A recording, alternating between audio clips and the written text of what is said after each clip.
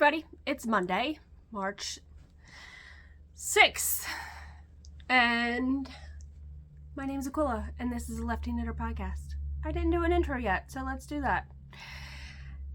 This is a podcast talking about all my crafty adventures, and I do a bunch of clips, and I put them all together and put them up on Saturdays. I believe this is 198. I'll correct it here if it is not. But I just want to say thank you to all my returning viewers and all the new viewers that might be here. Thank you, thank you, thank you. I appreciate it very much. And yeah, Baltimore, Maryland, cats, kids, husband, all the shenanigans. Nobody's here right now, so it's quiet. I'm actually home on a Monday, which is not normal, but whatever. I have talked in my episode previously that I was having some vertigo. So let's do a little life update. I had to look back in my chats to find out when it first started happening, and it was exactly a month from today. So it was February 6th that started, and that was also a Monday, because February is exactly 4-week month, unless it's a leap year. Yeah, the days will fall on the same days of the week. So I went to schedule an appointment with my doctor because John was like, you got to get this taken care of. And I was like, I know I do. I know. It's frustrating, right? Like, okay.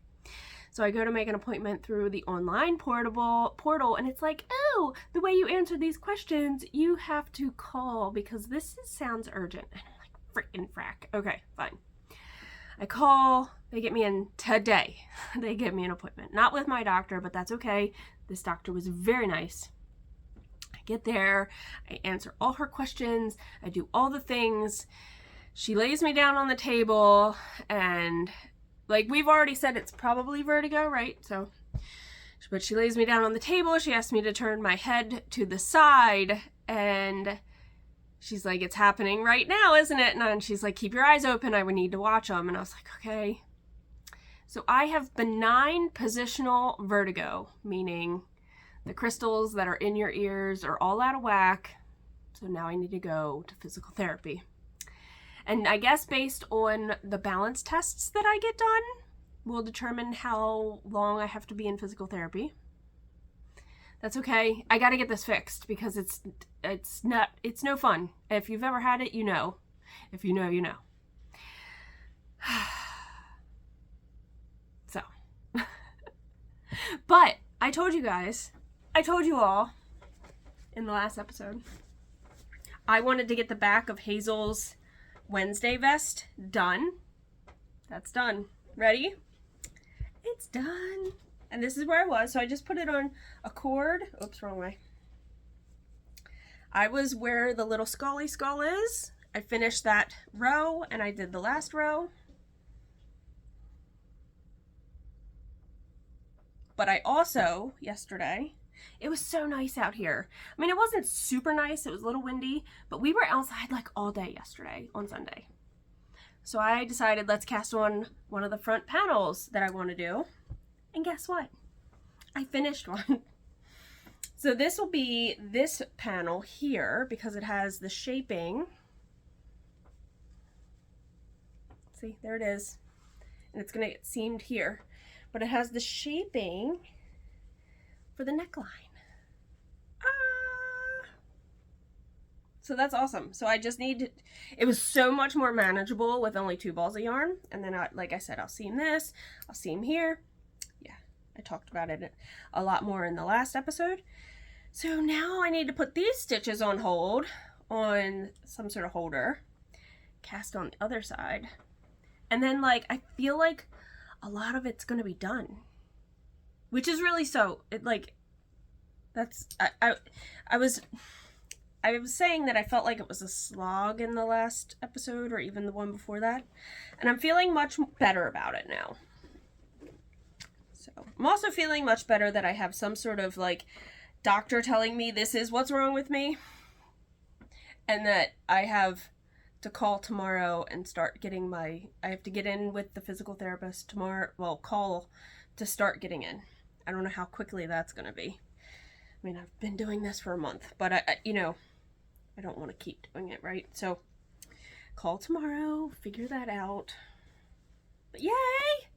Yay for only 2 balls of yarn. Makes life so much easier. All right.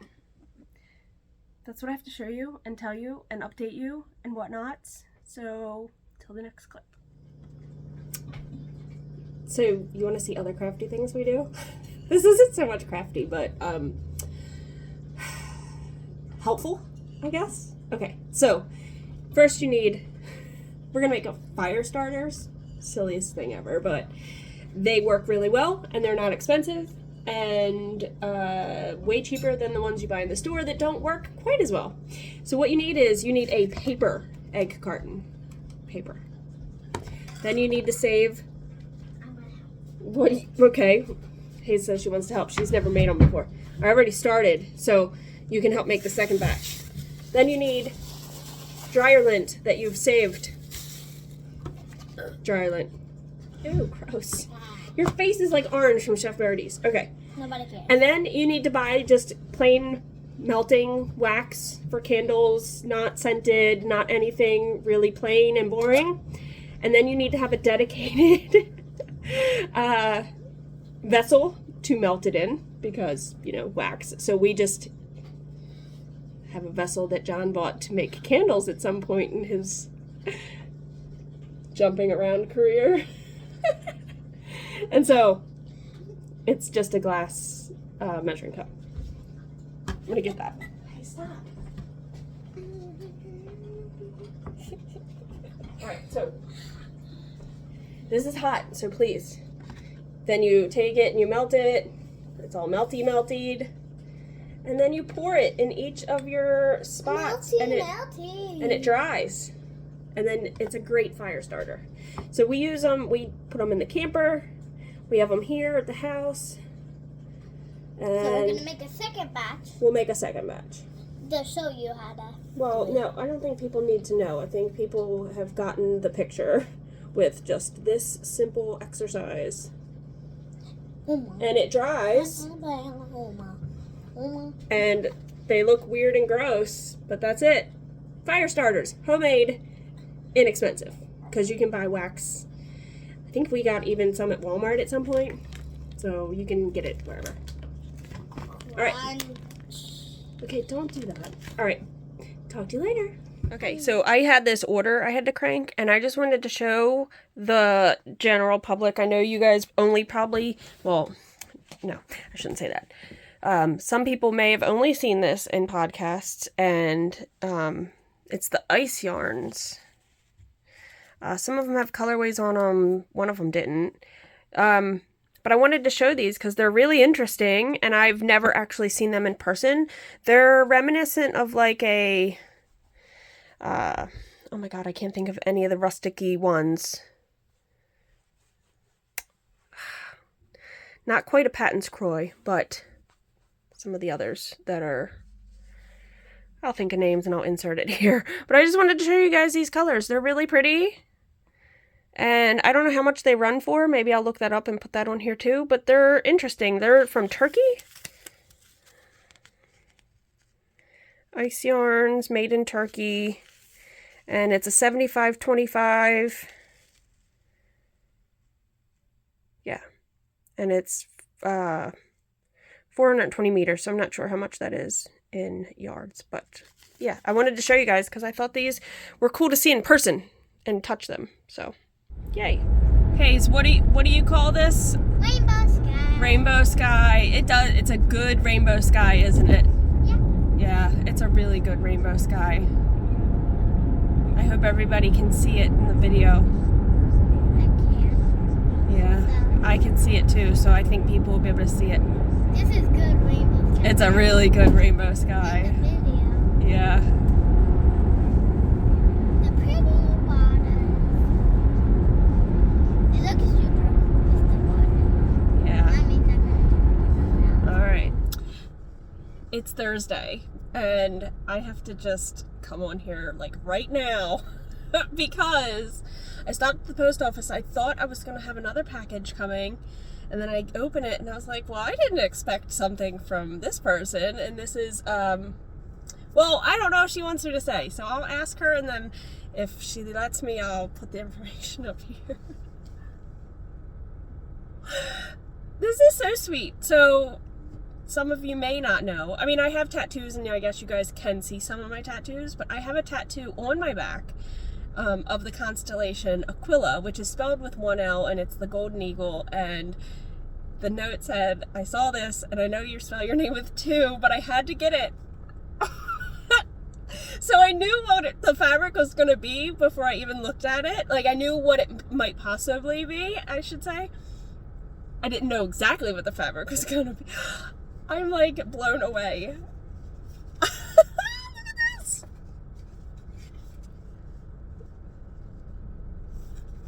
This is awesome. And it's on both sides. Like, this is so cool. The inside is so, oh my god. And it's a drawstring. I love drawstring bags. Thank you. Like, and I have a constellation of the Taurus on my back because I'm a Taurus. This is so cool. This is so beautiful. Has Ursa Major. Oh my god. Thank you. I just had to do that because I like recording like right away if I can. And so this is so nice. This is so nice. Thank you, thank you, thank you, thank you. I did not expect this. All right. I know it's Friday, but we're going to wrap this video up because I have plans tomorrow. And I hate getting it up like super late in the day or even on Sunday, so I'm going to round it up today and hopefully edit, and then it'll be scheduled to go on Saturday. That's my plan. So, I had talked about that bag, and I got permission from Amber, Ozone Mama, and I'll link her down below. I just love that bag. I'm so happy with it. So, I don't know what I'm going to put in it. I feel like I need a new cast on, which I have been thinking about what I'm going to work on next. Because I have buttons coming for that maroon cardigan that I haven't finished yet. The buttons were made. I told you I contacted an Etsy seller. Once I have them, I'll put them on. I'll do a final finish. That's the Caidree cardigan. I'm not going to show you guys because there's nothing that's changed. I haven't even blocked it. I haven't woven ends. Haven't done any of that. I was waiting to see about buttons. I have made some progress on my other two projects, so let's show those. This is the, I forget what it's called every time. It's not the habitation throw, it's the other one. The Anthology throw by Helen Stewart. I'm using my Pretty Twisted Yarns Advent from Christmas 2022, so this past Christmas. And I am on my 6th color. This is so bright. It's so bright. And I have been doing true Russian joins with each new color change. It's a little difficult to see. It's kind of getting bunched up. I am so, like, if you haven't knit this, I'm so surprised at how many rows you go without actually increasing any stitches. It's kind of amazing. It's kind of, I don't, it's magic. That's all I'm saying. Last time you guys saw it, I was here. So I've now added the limey green, this green, and the purple. I love it so much. Okay, so I'm working on that color. This is day 6. They don't have names, so I'm not naming them, but so it's so pretty. It's so cool. I even had, we meet at a brewery for my knit group, and a lady next to us, it's a trivia night too, so it's kind of like, in the winter it kind of sucks because we have to be inside with all the trivia stuff. Sometimes we play for real with the like actual filling out answers, and sometimes we just, you know, joke around and answer, you know, what we think it is without actually submitting our answers. But in the summer, it's really nice there because they have a huge outdoor area. And we had picked that place because, well, you know, the sickness was still, it still is a thing, I should say. But yeah, so, sorry, itchy. I have to pause at some point and look at the book names. Or I could put them up here. But Wednesday vest. I have to get Hayes to try it on. I'm losing my voice. I have to get Hayes to try it on because I've done some seaming. So I want to show you guys what I've done on that. I actually picked up stitches and started doing the ribbing. So it's going to kind of be a little hard to show, I think. And I still have stitches on hold for the neckline. So the last time you saw it, I had finished one of the front panels. I've now finished both front panels. And there's yarn everywhere. Okay, finished both front panels. I seamed, like I said I was going to do, I seamed down the center here because it was so much easier doing 2 center panels. I have the decreases. I have to pick up yet for the arms. I have yarn here still from where I mattress stitched the side from the bottom upward, so if I need to still seam a little more, I can, depending on if Hayes thinks the armholes need to be this size or be smaller, and then I'll pick up the stitches. So I did the same thing on both sides. I mattress seamed up to the second square, 1, 2, 1, 2, and that's where I stopped the mattress seam, and I just left a long tail. I picked up at the bottom, like I said. Going to be really hard to tell, and I'm just doing a 2x2 rib for the bottom, and there's my needles. So I have a lot of ends. I wove in quite a few, but I still have more. But I wanted to show you guys, that's how far I was. I've got a lot of the knitting done on this, and then the weather's gonna break. Whatever though. Okay, tomorrow I will be at the Fiber Art Studio Tour. I will be at Avalon Springs again tomorrow, and I'll be demoing the sock machine. But let's talk a real quick update, because I told you guys I was having my first PT appointment, and I did. I had it today, and I went, and the doctor was so nice, like ridiculously nice.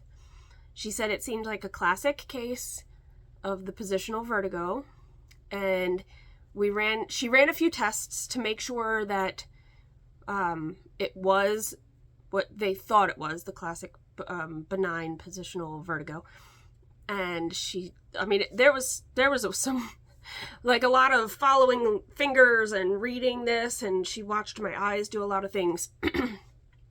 And then she did the test where they lay you down on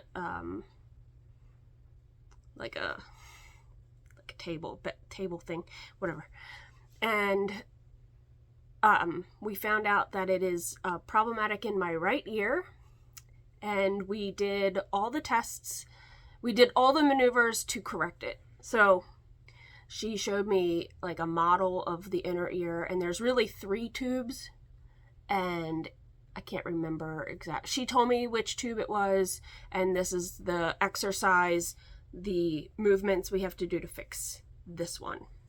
So we did that, and I was told don't do any like crazy head movements for 24 hours. So that was 9 o'clock this morning. I had all the movement done, and so she did it twice. She did it once, and I totally was having like, it was making me blurry. It was doing all the crazy stuff that vertigo does. And then the second time she ran through the same set of actions, I didn't have the symptoms really at all. So that means that hopefully the crystals or crystal flakes went back into place where they were supposed to be. So can't do anything, because mine is triggered by vertical movement, not horizontal. So I can do this and be fine. it's triggered vertically, so I can't lean back, like rinse my hair. I can't do anything really extreme with my head movements forward and back. So knitting is going to be a little difficult tonight if I don't want to look down constantly. So I can look down with my eyes, but she don't want me moving my head down a whole lot. Like, you know, she don't want me chin to chest. She don't want that. So, but tomorrow she said resume normal activities and see how that goes. So technically I have a follow-up appointment scheduled, but if I am fine, I don't have to go back. Like, my PT is done. So I'm very excited about that. Yeah. So I read 2 books. I listened to 2 audiobooks. The first one I listened to was called, and I would definitely not get the author's name right. But the first one, I believe, is called How High We Go in the Dark. That one was a little heavy because it's talks about a pandemic and a virus, and you know, we're still in the midst of recovering from a pandemic with a virus. It was heavy because of that, but there was also a lot of emotions and how we treat people during times of like world emergencies, right? So like it was really interesting, the relationships, and through the book, like there's a bunch of stories that could be read independently, but they all do kind of commingle somehow, which is quite interesting. So I liked the book because I do like stories like that. Sometimes it's really hard for me to put all the pieces together, and I was trying to find like because it spans over time too. It spans over the time of the virus and a little prior to that, and then it spans into the future, like years and years. And so in one story they could be talking about a young girl, and later they're talking about that young girl as like an adult, right? So how high we go in there. That was pretty interesting. I felt like I had to really pay attention to that to kind of like then click all the pieces together. Let me pause though, because I can't remember the name of the second book, so I'll be right back. Okay, second book before I forget. The Moon, the Stars, and Madame Burova. This was written by Ruth Hogan, and I came across this book because it was recommended because I had read another book by Ruth Hogan, which was called The Keeper of Lost Things. I don't think I talked about that one previously. I think I had only listed it in my section of books. What I'm going to do is I'm going to keep the last 10 books I've read down in the notes so you can look back. But The Keeper of Lost Things was about a gentleman who, and this was a bunch of different stories too. I've, I guess, been liking those recently. Stories of a bunch of different people and somehow they all connect. And this was about a gentleman who found things like walking on the subway, etc. And he labeled them. He was the keeper of lost things. He labeled them, where he found them, the date, etc. And later in the book, some of those things get reunited. So that was interesting book. I really liked the interaction with the characters that they talked about. I also thought one of the characters though was just an older version of another character, and they were using a different name and it wasn't. So I got a little like confused in the middle and I had to reset. So, but the book I just finished, The Moon, the Stars, and Madame Burova, is about a fortune teller, and that one also spans 40, 50 years. And it's about like it kind of reminds me of like how Coney Island in the day had like shows with like sideshows and daredevils. that kind of thing, and like fortune tellers and like, you know, contortionists and whatnot. So this kind of rung true to feel like that. And so that story was actually really good and heartwarming, and I didn't like cry, but it was touching. So I recommend both of those by Ruth Hogan if you know, are looking for a book that you can finish in like, I listen at 1.5 speed, so I think I finished them in like 6 hours, something like that. And then I just started a new book.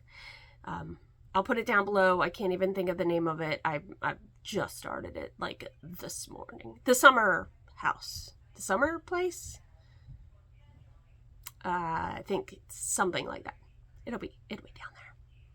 Other than that, like I said, I'll be at Avalon tomorrow. Maybe I'll get some video of some cute goats, and that'll be in the next video, because I won't be able to attach it to this. So yeah, I'm just really glad that like I only needed the one. Well, I'm knocking on wood.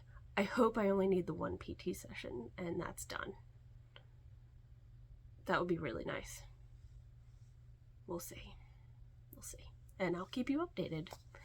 But at least I felt like I had ants, like, and now I have exercises to fall back on if it comes back. So she said it could and most likely will come back within a year, maybe 2.